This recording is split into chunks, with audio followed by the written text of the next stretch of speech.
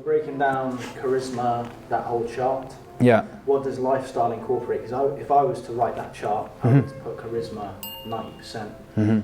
The reason lifestyle is like, and obviously we made these numbers up, around 30%, is in the world we live in today. Basically, the chart, you can also see it of how hot or high value or whatever is important for you are the women you can get. So if you have everything else but zero lifestyle, you can still get plenty of women, but they maybe won't be the 8.5s or the 9s or the 10s. Why? Because where are these women hanging out? At social events, right? At gallery openings, at the yoga studio, at the da-da-da. So if you are just physically not there, you don't exist for them. So that's why lifestyle is important. For one reason, it's like, be where the hot women are. The second thing is like, what do these women want to do? They don't just want to meet you for a coffee, right? That's what I realized. You can meet really, really attractive women on the street, and I did. And today I walked past or drove past really attractive women. I was like, wow. And I can talk to them. I can get their number for sure. I can charm them. And here and there I can get them out on a date if I do all the woo-zoo thing right, which I can do a little bit. But over the years I noticed consistently they will flake on me. They will just stop responding or kind of like delay forever and eventually stop responding, or still follow me on Instagram, but it fizzles out. And I realized, well, like on that pyramid that I showed, it's like I had a good inner game, I had good cold approach skills, I even had a good Instagram, but I didn't have a social circle. And to meet these women, you need a social setup, which is lifestyle. So to break it down, like you ask, like lifestyle means, who are my friends? Who am I hanging out with? In what scenes am I? Do I travel here and there? Yeah, that's pretty much it, right? And if I'm amazing at all the other things, but I don't have cool friends, and I can't give her an offer. I can't say, hey, Sabrina, how about Saturday you join me and my other friends for this thing that will be fun. You should come. You can meet other people. I don't have to pitch it that way, but she will get it. And then she will say yes. Versus, hey Sabrina, I want to have a coffee with you. It's just not a good offer for these high-level women because everybody wants a coffee with them, right? If you meet a 6 and you say, hey, Sandy, is that her name? Let's have a coffee. Like, I would love to continue our chat. Or, hey, it was fun meeting you the other day. Let's hang out. I know this great breakfast place. She would be all over the moon, right? She would be like, oh, this Elvis guy met me on the street. It was fun. It was cool. Because she doesn't have all these other social offers that the 9 has. So it's just basically, you can have everything else and you will be comfortable dating 7s. But if you want to level up to hotter women, the lifestyle element comes in. What made you realize that social circle was at the top of the pyramid? And then when you realized that, what did you do to execute to make that work for you? Yes. Mainly I realized that the guys who hang out with the hot girls are social and have social stuff going on, right? I just realized eventually, like, okay, pickup artists are cool because they hacked the matrix and they went from complete nerd to getting laid. That's pretty cool, like amazing, right? Actually, like being in a position where you don't get any chicks by saying a few words on the street, getting chicks, that's a pretty cool hack. But then, of course, I wanted more, and once you have ladies in your life, not everyone, but I just got to the level where I was like, I want hotter, right? I just want more attractive. And then it was simple, just looking, where are they? Okay, they are with these dudes. What is this guy doing? Fuck, he is in this scene. For me, it was heavily the photography scene, but there's also the techno scene, and there's the fashion scene, and there's the yoga sports scene, and there's the gymnast scene, right? He's in the gymnast scene. And then I just realized, all right, I'm not in any of these scenes. Of course I don't get the hot girls, right? I'm just hanging out with rooms full of dudes. Yeah, talking about girls scene, and I'm not in the being that guy, right? So that was the first part of the question. How did I realize? Then what did I do to execute? I'm just trying to get the timeline right, but definitely first thing, yeah. So there was a guy I worked with, and we decided to book an Airbnb, like a nice one, like not luxury, but nice, in Budapest, in a good area for 2 months. And we said every Saturday we do a house party. And we tried to make it themed house parties, right? And we worked together to invite as many girls as possible. So we would day game all week in Budapest. We shifted basically from, hey, you want to go on a date with me, to, hey, you need to come on Saturday, right? We're just like, no more one-on-one dates, everything in social circle. And then we had other dudes who helped us with that, and that was the start. And it worked. He entered some techno scene, and these people came to like pre-drinks before the club, and then we had some girls. But of course it was cringe in the beginning, right? So like definitely there was times where just me and him sitting there in our living room, like the laser lights on, everything organized, like fucking alcohol. We spent like a lot of money on like making it comfortable in a cool place. We even like changed the frames of the Airbnb. Like I took down all the paintings, and I printed sensual bodies in the size of the frames of the Airbnb to make the place like party central. So yeah, I think about this shit. And then you just sit there, and everybody's like 1.5 hours late, and then one girl is like only 40 minutes late, and then you sit there, 2 guys, 1 girl, and she's like, is anybody gonna come? And it's like, oh yeah, no, yeah. And you stress like, how far away you? And then there's one other guy who said he would bring 4 girls, but then he's like, oh sorry, they all flaked. And then you have to tell him, no, fuck off, like you can't come. So that was the start. That worked, and then like I mentioned in the speech, I bought myself basically into the Playboy Ukraine scene. So I knew the people who run events, who basically use these events as an excuse to bring a lot of girls into a villa or a boat. And then I paid to be there as a guest because it's expensive, to meet these people, to understand how they live, to understand how they operate. These people brought big photographers. Big photographers know the hottest girls, yada, yada, yada. I need to build a brand that takes photos of hot girls. So that was execution for the last 5 years. What's your thoughts on London? London. Yeah, what didn't come in more? Great weather. Actually, no, honest, I've been here for 3 days, and it's been sunny every day, so I don't know what you guys are talking about. Great weather. What's my thoughts on London? I don't know, I'm not here enough.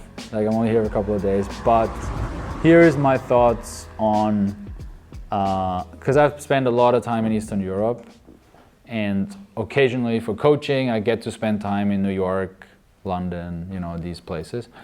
And that's my opinion. Everybody should make their own decisions on that. I like, first of all, Eastern European women for dating, seduction, attraction, sex. There's plenty of Eastern Europeans in London though. Now as well, yeah, cool. I like having space.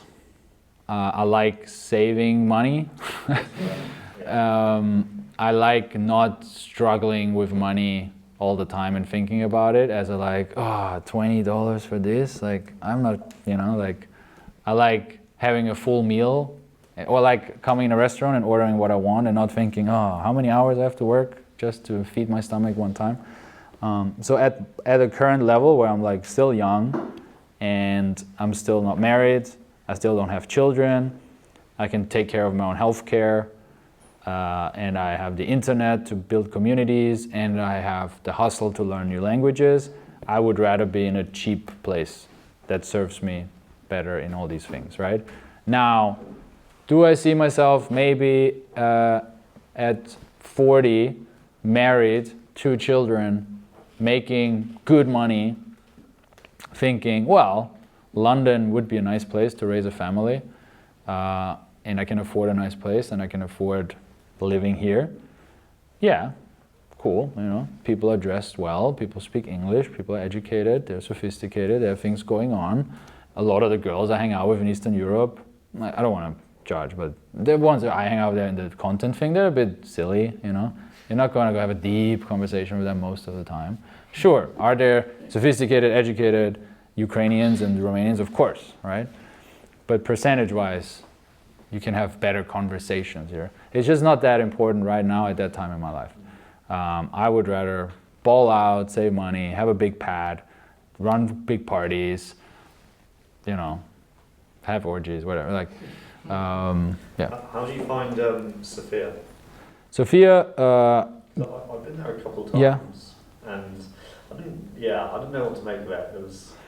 It's again, for what I need now, good, but not like Kiev. So I miss Kiev, for sure. It's like a worse Kiev on every level. Like it's, you know, a little bit smaller, the girls are a little less hot, the language is a little less exciting, the food is a little bit worse, the service is a bit worse.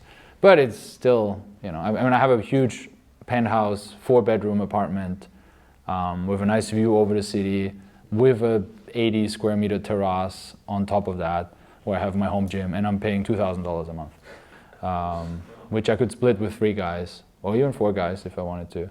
So that would be 500. Oh yeah, I'm looking for roommates because he moved to Finland. So, you know, that could be like 2 dudes living $1,000 rent a month, food cheap, running parties. So it's what you make of it, you know. It's every city is who you know, and you will outgrow a city if you push hard eventually, but you're not outgrowing any city yet. So I don't know. It's nice. I like Sofia. It's green. And I use it right now for focused work. So it's boring on a good level for me.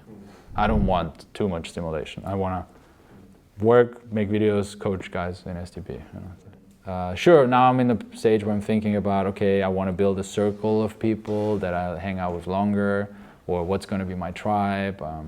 It gets tricky. Like all these, like I've been talking the other day, it's like, back then it was easy. You just had your village and you almost got assigned your job because that's what your dad did, and you have your language because that's where everybody talks.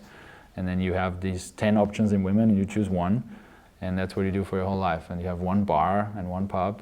And now we're like passport bros. We could do anything, anywhere. It's almost overwhelming, which again is why I want to build big online communities to back each other up, even if we're not in the same country.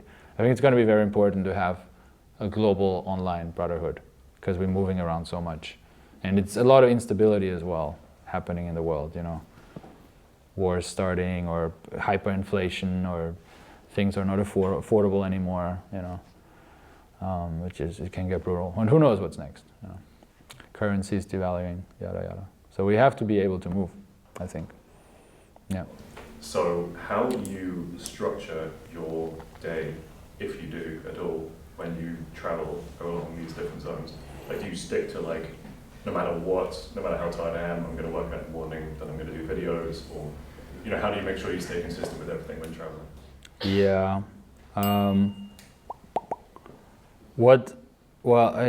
It's hard.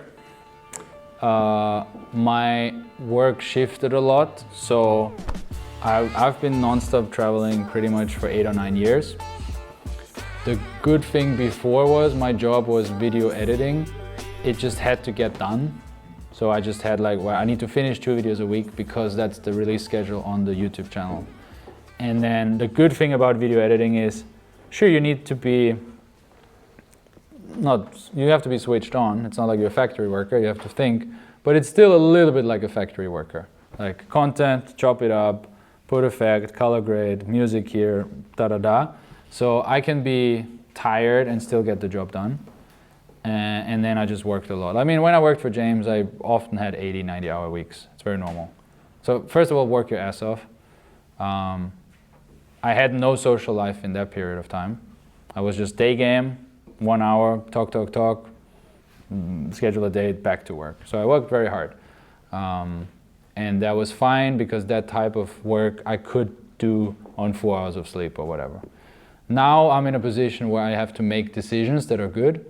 So I have to write a good video and do it. So in theory, a good day for me is a 3-hour work day where I write a video for an hour and then film it for an hour and talk to my team for an hour. That's a good day. But I have to be super sharp in each of these 180 minutes, right? Because I'm making decisions that influence like many people. So that's, I don't know, that's not an answer yet. How much you work per week, really, in hours? Really? Well, I have a base job which is 4 days a week, so 32 hours, and Mhm. then plus, it varies because it depends on client work. I'd say, if I'm being honest, on average, 3 hours a day on top of work, and then on off day works, I work like 10 hours only on the business. So what is that, 30, 3, 6, 9, 12, yes, like 40, another 40 hours, basically 80 hours. Yeah, 82 yeah. hours. And you have to think a lot in this. Like it drains you. It drains you like mentally. Yeah, massively, honestly. Yeah, that's a lot. I mean, I break it up with, I go to the gym Yeah. midday, but I mean, right now, not much time for anything. I'm conscious of it. I've actually cut down my job hours, Yeah. so I have more flexible free time now. But I don't want to get dragged into like work, because I've been doing this same schedule for like 3 years now, Uh-huh. and I've massively sacrificed like social life and Mhm. like, you know, like a lot of people have kind of like dropped out of my life. Yeah. Concentrate on this, which I don't know if I regret yet, but I'm definitely conscious that if I continue to do this for another 5, 10 years, I'm gonna probably be pissed off myself. Yeah. How old are you now? 25. Okay, that's fine. You're not in the danger zone yet. There's nothing wrong with in your early 20s grinding it out and focusing on money. I think it won't hurt you too much in the future. Are you doing cold approach? No, not Could you do 3 hours a week? Yeah, definitely. So I think that's where you start. Like, it's fine, work hard, make money, right? Money is good. Like, it's nice to be 40 and have a good income, and you're working towards that, I assume, right? You're not just, you have an ambition that if you put a lot of work in now, it will pop off and you will get asymmetrical outcome with whatever you're working on. And that's fine, keep doing that. You don't have to become a POA now, but also long-term success, it's good if you add charisma to your stack, because it will make you more well-rounded and actually maybe lead to more money. So start doing a little bit cold approach, and then eventually something's got to give. So with the work, you want to have the ambition that the grinding hours you do now, somebody else will do for you in 2 or 3 years. And then you open up, you know, like billionaires don't work 80-hour weeks. You know, they're on the phone sending messages. So think about it like that. Like, what can you outsource more? So you ask me about my routine. Like, it's pretty shit a lot of times. Like, the stuff I do is the stuff I'm consistent with is wake up kind of whenever I want. Like, I try to get my sleep. Have a coffee in the morning, answer everyone who'd messaged me over the last 24 hours. Like, if I open my phone now, it's on flight mode, but I mean, usually over a 24-hour period, about 50 to 60 people are texting me. So like, I see it as ping pong, like play ping pong with everyone, like write them back. So that's what I do, and that's the only, like, I don't have much consistency. So it's not like a set, like at this time? No, I tried everything. Like, I mean, if you want to go into detail, I set up, obviously you know Google Calendar, and you know Zapier, what connects apps. Do you know Motion? Not Notion, but Motion. Oh, I know. It's like an AI calendar tool that is a task manager, and if you do a task, it's done. If you don't do it, it moves it on your calendar to the next available spot. And then I have a to-do app where I put my task. Then I have Zapier that connects it to Motion, which puts it in my calendar and notices if I did it or not, and reschedules my calendar with AI every day, prioritized into how important it is and in what project it is. And so basically I took out the thinking. Like, if I open my calendar, I don't need to think. It just tells me you should do this one first because 2 weeks ago you said this will be important in 2 weeks, and that's why I rank it now here. So that's if you want to go into the technical. I still do all these systems. So I'm very systemized. I automate stuff. I don't do anything twice or more than 4 times. I get help. I pay people if I want something out of my way. But I'm definitely not balanced. And I'm a workaholic. Like, I wake up and I think about work, and I go to bed thinking about work. Like, so, but that's fine if you want that's success, you know. Like it's, I don't know, it depends on what ambition you have. Yeah. You had a question? Yeah, so where do you want to take, you know, Club 52, Tilted, Yeah. mentoring in a year, 5 years, 10 years, 20 years? Yeah, I mean, Tilted for me is, and Club 52 kind of the same, is a tool for me to network pretty much at this point and to have fun experiences. So that's pretty much it. And then what do I have to do to make that more and more and more and more true? So I don't have the ambition to make a lot of money with it. I think that's dangerous because then you monetizing this fun thing and it kind of destroys it. So that's pretty much the answer. I just want to be really well connected, and I know a lot of successful guys want to have a great time around the world. And if I can provide a great time and be good at organizing, and of course bringing ladies and having female friends that want to join my holidays, I will automatically get connected to these guys. And why is that cool? Well, it feels nice, being connected is good. Might bring me financial opportunities in another way then, you know. You get in on some deal, some real estate, get 1% in a company or something at some point, and that's good. So your network is your net worth, and that's my way to do it. That's pretty much it. And creative outlet. I like taking photos. We just started printing the first magazine. Feels just fun to hold it, to, you know. Like, I'm very aware nobody's gonna buy a magazine. I'm very aware nobody's gonna buy the bikinis. But it just feels fun to make something. It's just my creative outlet. STP, yeah, right. And then obviously also Tilted Club is a leverage. Like, yeah, it gives me massive leverage with a lot of other stuff. STP, yeah, that's my thing now and my almost entire focus.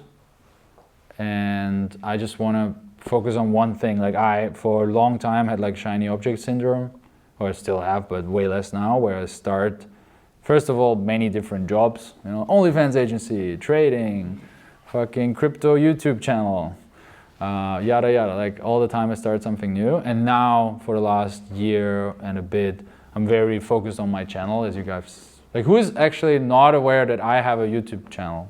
No, all you guys know, because that's how you sign up, right? Just checking. And so I'm pushing that hard, and then I had like all these mini courses and da. Now I'm just in one thing, right? I did calls with guys like, what can I do better? What can I do better? And I'm trying to, after this tour, that's my focus. Like, how can I make that one thing better? That one thing better, and do what I promised, which is, how can it be the thing when you sign up, you're actually going to take action? Because of course you could work with me one-on-one, that's the ultimate action thing, but that's currently $2,000 a day, right? So guys do pay me sometimes 10K to spend 5 days with me, but that's not sustainable for most guys, and it's just more efficient to do it from home on a more stretched out way. So I just want to create a program that gets guys results. That's pretty much it. Doing that as good as possible. That's cool. Yeah.